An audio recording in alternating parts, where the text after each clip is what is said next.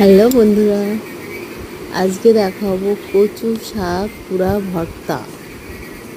এতদিন দেখিয়েছি কচুর শাক রান্নার, আজকে দেখাবো কচুর শাক পুড়িয়ে কিভাবে ভর্তা বানায়। তো ফার্স্টে আমি কচু শাকগুলো এইভাবেতে নিয়ে নিচ্ছি, পরপর সাজিয়ে নেব একটা একটা করে।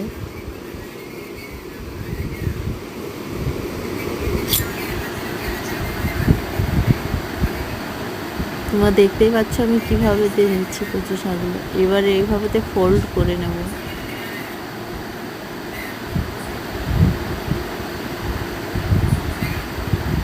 এইভাবেতে বেঁধে নিয়েছি, আগুনের মধ্যে দিয়ে দিচ্ছি। তুমি 5 মিনিট মতন এই আগুনের মধ্যে রাখবো এটাকে। এবার দেখতেই পাচ্ছ কিভাবে পুড়ে গেছে, ওটা একদম ভালো করে সেদ্ধ হয়ে গেছে। তো উপরের কালো কালো যেগুলো পুড়ে গেছে সেগুলো আমি সরিয়ে নেব, আর বাকিটা শিলে বেটে নেব। তোমরা পারলে হাতে করে নিতে পারো। তো আমার এটা রেডি হয়ে গেছে।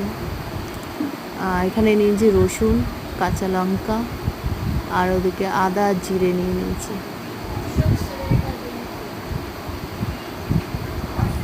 তো কড়াই দিয়ে দিচ্ছি সর্ষের তেল, আর রসুন আর কাঁচা লঙ্কাটা দিয়ে দিলাম।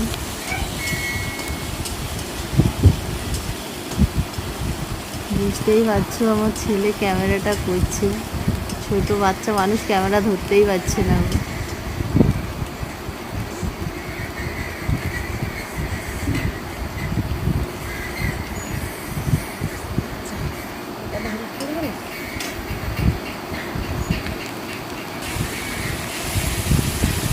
আমার মশলাগুলো লাল লাল করে একটু ভাজা হয়ে গেলে, রসুনটা একটু হালকা লাল হয়ে আসলে আমি কচুর পাতা বাটাটা দিয়ে দেবো এখানে।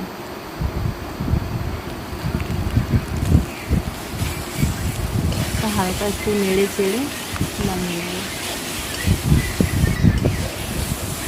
আমার এটা রেডি হয়ে গেছে।